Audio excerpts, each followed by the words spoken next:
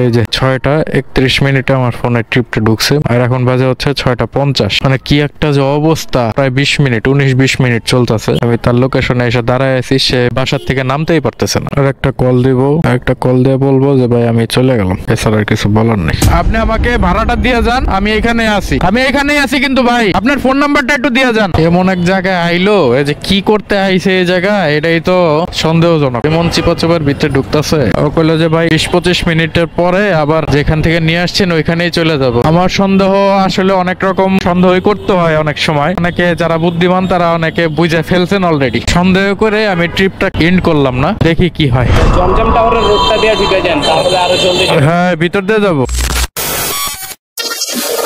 এই যে ভাইয়া, নতুন হেলমেটে আপনি আজকে প্রথম যাত্রী।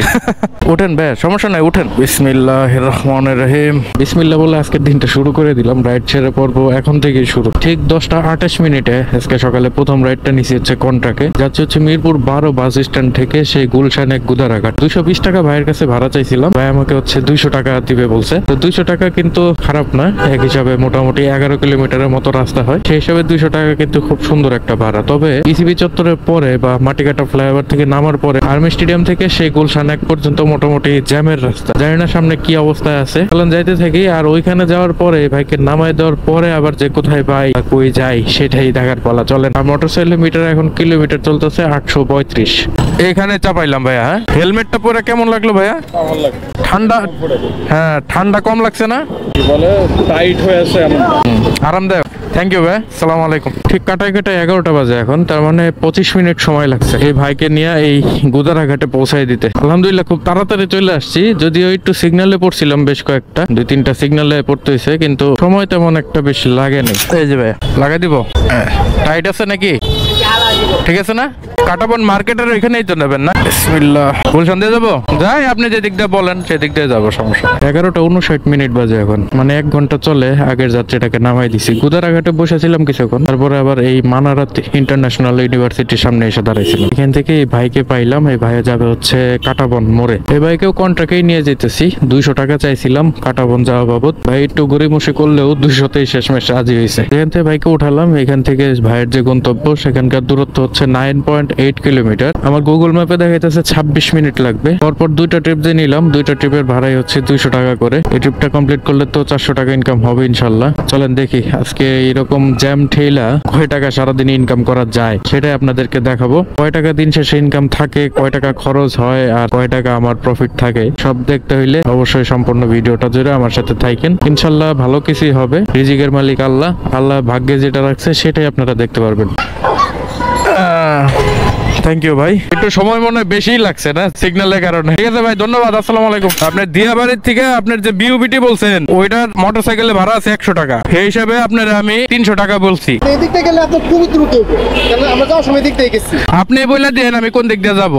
দেখি ইয়াটা লাগাই দেই। হেলমেট, নতুন হেলমেট কিনছি, বাতাস উড়ে গেলে মনে করেন যে 3000 শেষ। বিসমিল্লাহির রহমানির রহিম। 12:35 সর্বশেষ যাত্রী নামাইছি ভাই, বুঝছেন? এরপর থেকে বসে রয়েছি। আপনার একদম মিনিমাম যেটা ভাড়া ওইটা বলে দিছি একবারে, কারণ আমার তো ভাই চাকা ঘুরান লাগবে, চাকা না ঘুরলে আমার লস। এখন বাজে হচ্ছে 2টা 34 আর এই ভাইকে যে বাইকে উঠাইলাম তখন বাজতেছিল হচ্ছে 2টা 14। মানে ওনাকে উঠাইছি অলরেডি 20 মিনিট হয়ে গেছে, আর ওনাকে বাইকে উঠাইছি হচ্ছে সে বাটা সিগন্যাল মোড় থেকে। প্রায় 2 ঘন্টা অপেক্ষা করার পরে এই ভাইয়ের ট্রিপটা আমি পাইছি। আর ওনাকে নিয়ে যাচ্ছে হচ্ছে বাটা সিগন্যাল মোড় থেকে সেই মিরপুর দিয়াবাড়ি। মিরপুরেও একটা দিয়াবাড়ি আছে, এটা অনেকেই জানেন, ওইখান পর্যন্ত ভাই যাবে। যদিও প্রথমে বলছিল যে দিয়াবাড়ি থেকে আর একটু সামনে সে আসলে বেরিবাদ রোডে বিউপিটির একটা ক্যাম্পাস আছে সম্ভবত, সেই ক্যাম্পাসে তিনি যাবে। সেই হিসাব করে আমি 300 টাকা ভাড়া চাইছিলাম, যদিও আমি আইডিয়া ছিল না যে দিয়াবাড়ি থেকে বিউপিটির দূরত্ব মোটামুটি কতটুকু হইতে পারে। তবুও 300 টাকা চাইছিলাম, কিন্তু ভাই হচ্ছে 300 টাকা যাবে না। পরে আমি সর্বশেষ 280 টাকা বলছিলাম, কিন্তু পরে যখন ম্যাপ খুলে দেখি যে দিয়াবাড়ির থেকে মোটামুটি বিউপিটির দূরত্ব আছে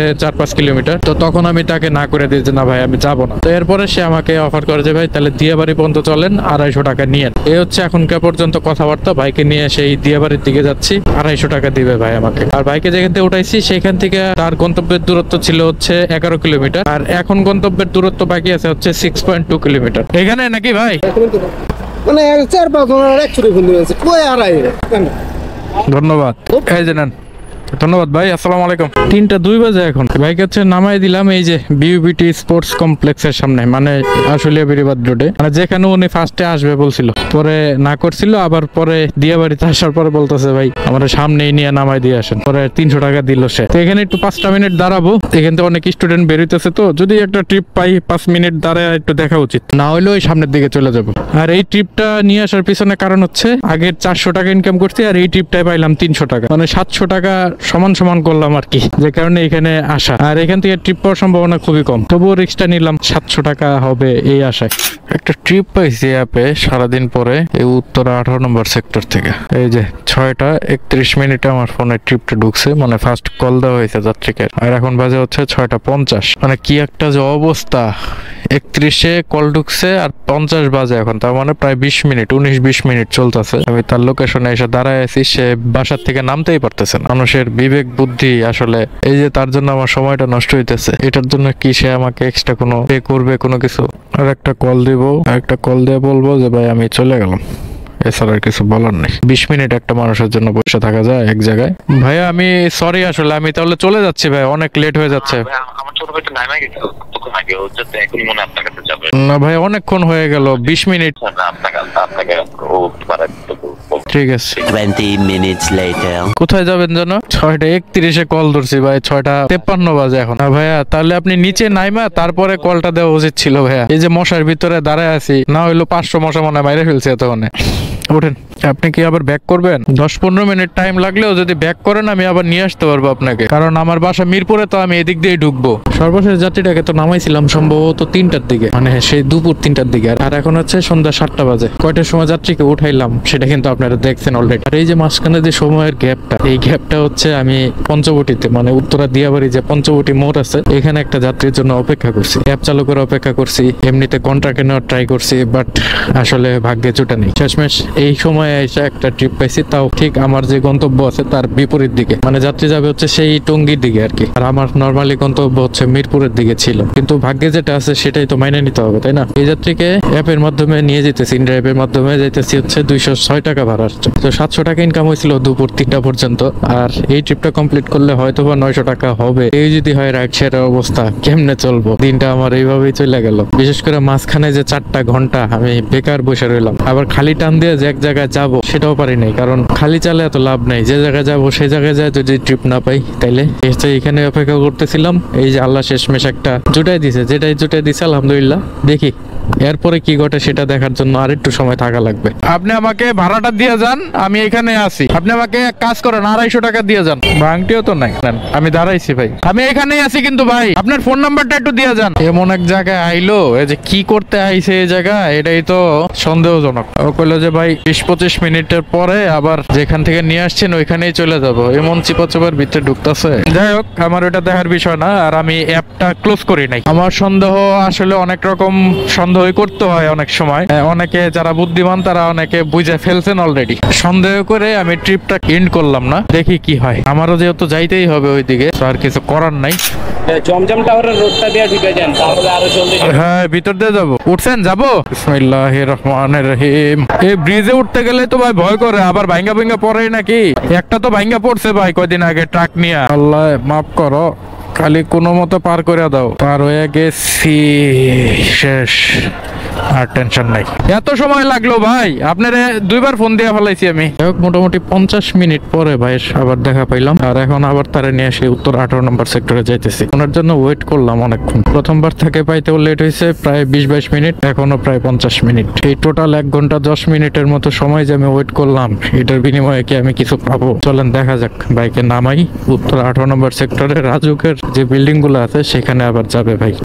8:50 বেজে গেল রে ভাই, 8টার ভিতরে আমি বাসায় চলে যাই। না ঠিক নাই ভাই, আর 50 টাকা দিতে হইব। 50 টাকা না, আপনি আমার 30 টাকা দেন। ভাড়া আসে না? আমি আপনার জন্য ভাই 1 ঘন্টার উপরে ওয়েট করছি।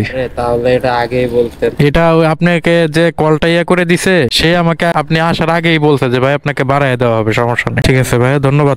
হেলমেটটা পিছনের সিটেই রেখে দেই। এই যাত্রীর কাছ থেকে হচ্ছে ওই যখন টঙ্গী তাকে নামাই দিছিলাম, তখন তার কাছ থেকে ভাড়া আমি নিয়েছিলাম হচ্ছে 270 টাকা। 206 টাকা তো ভাড়া আসছিল, তো ওনার জন্য আমি তো অলরেডি বিরক্ত হয়ে গেছিলাম তাকে পিক আপ করার সময়। তখনই বলছিলাম যে ভাই আমি চলে যাই, আমি এত সময় ওয়েট করতে পারবো না। পরে বলছিল যে ভাই যে আপনি ওয়েট করেন, সমস্যা নাই, আপনাকে বাড়ায় দেওয়া হবে। তো তখনও ওয়েট করছি প্রায় 22 মিনিট, আর টঙ্গীতে যাওয়ার পরে তো 50 মিনিট ওয়েট করছি। এই মিলে আমি হচ্ছে তার কাছ থেকে টোটাল সবকিছু মিলে 450 টাকা ভাড়া নিলাম আর কি। অ্যাপে আসছিল 206 টাকা আর আসতে 206 টাকা, মানে 412 টাকার মতো অ্যাপ হিসাবে ভাড়া আসছিল। আমি তার কাছ থেকে নিলাম হচ্ছে 450 টাকা, মানে 38 টাকার মতো আমি বেশি পাইলাম 1 ঘন্টা 10 মিনিট তার জন্য ফাও বসে থাকার কারণে। যেটা হোক, সবসময় সবকিছুর এত পুঙ্খানুপুঙ্খ ভাবে হিসাব করা যায় না। আর কেউ ভাইবেন না আমি উল্টা পথে যাইতেছি। এই জায়গার সিস্টেম এরকম, একটা লেন বন্ধ আর একটা লেন দিয়ে সবাই আপ ডাউন করে আর কি। তো আজকের দিনের আলহামদুলিল্লাহ এখন পর্যন্ত ইনকাম করলাম হচ্ছে 1150 টাকা, সবকিছু মিলায়। অনেকটা রাস্তা ঘুরে আসতে হবে এই ইউটার্নের জন্য। যাই হোক, বিষয় না, বাসায় চলে যেতে পারতেছি, এটা আলহামদুলিল্লাহ। 1150 টাকা যে ইনকাম করলাম, এর জন্য আমি আজকে মোটরসাইকেল চালাইছি হচ্ছে 65 কিলোমিটার। সকালে যখন বের হয়েছিলাম সম্ভবত 10টার দিকে আপনাদের সাথে আমার প্রথম কথা হয়েছিল আজকে এই ভিডিওটা শুরু করছিলাম যখন, তখন আমি বলছিলাম যে আমার মোটরসাইকেলের মিটারে চলতেছে হচ্ছে 835 কিলোমিটার, আর এখন হচ্ছে 899.4, মানে 65 কিলোমিটার। আজকের দিনে আমি রাইড শেয়ারের জন্য সারাদিনে মোটরসাইকেল চালাইছি। এই 65 কিলোমিটার চালাই এই 1150 টাকা আমি ইনকাম করলাম, যেটা ভাগ্যে আছে আমি সেটা ইনকাম করতে পারছি আলহামদুলিল্লাহ। তবে সময়টা আজকে অনেক বেশি লাগছে। আজকে ট্রিপ কমপ্লিট করছি কিন্তু সবকিছু মিলে ধরতে গেলে 4টা, আবার এক হিসাবে 5টা, আপ ডাউনটা হিসাব করলে 5টা ট্রিপের প্রত্যেকটার বেলায় হিসাব করে দেখবেন প্রত্যেকটা ট্রিপের মাঝখানে আমার 1 ঘন্টা করে ওয়েট করতে হয়েছে। সর্বশেষ যে ট্রিপটা আমি আপ ডাউন নিলাম এটা পাইতে আমার 3-4 ঘন্টার মতো ওয়েট করতে হয়েছে। তো এই সময়গুলো যদি আমার ওয়েট করতে না হইতো তাহলে আমি সেই কখনই বাসায় চলে যেতে পারতাম। যাই হোক, যে কয় টাকা আল্লাহ হৃদয়কে রাখছে সে কয় টাকা আমার হাতে যেভাবেই হোক আসবে, এবং সেটা যতক্ষণ সময় লাগুক আল্লাহ যেমন লেখা রাখছে অতটুক সময়ের ভিতরে আসবে। আজকে যেহেতু 65 কিলোমিটার মোটরসাইকেল চালাইছি, সেক্ষেত্রে আপনারা একটু তেলের হিসাবটা নিজেরাই করেন। আমার মোটরসাইকেল হচ্ছে 45 কিলোমিটার করে মাইলেজ দেয় প্রতি লিটার তেলে। সেই হিসাব করলে আপনারা 65 কিলোমিটারে কত টাকা তেল খরচ হয়েছে সেটা কিন্তু বের করে ফেলতে পারবেন। আর তেল খরচের পরে এই 1150 টাকা থেকে কয় টাকা আমার প্রফিট রইলো সেটাও আপনারা বের করে ফেলতে পারবেন। জানি না আজকে ভিডিওটা আপনাদের কাছে কেমন লাগছে, জানি না কে কে সম্পূর্ণ ভিডিওটা দেখছেন। যদি কেউ সম্পূর্ণ ভিডিওটা এই পর্যন্ত দেখে থাকেন তাহলে অবশ্যই মাত্র একটা কমেন্ট করে দেন। আর যদি ভিডিওটা ভালো লাগে সম্পূর্ণটা দেখার পরে তাহলে অবশ্যই একটা লাইক দিয়ে ভিডিওটা ফেসবুক থেকে যারা দেখতেছেন তারা শেয়ার করে দিবেন, ইউটিউব থেকে যারা দেখতেছেন তারা আমার চ্যানেলটাকে সাবস্ক্রাইব করে দিবেন। তো যারা আপনাদের মূল্যবান সময় ব্যয় করে আমার এই সম্পূর্ণ ভিডিওটা দেখলেন তাদেরকে ধন্যবাদ জানিয়ে আমি আপনাদের আসিফ ভাই আজ এই ভিডিও থেকে এখানে বিদায় নিচ্ছি। দেখা হবে পরবর্তী নতুন কোনো ভিডিওতে। সে পর্যন্ত সবাই ভালো থাকেন, সুস্থ থাকেন আর আমার সাথেই থাকেন। আল্লাহ হাফেজ, আসসালামু আলাইকুম।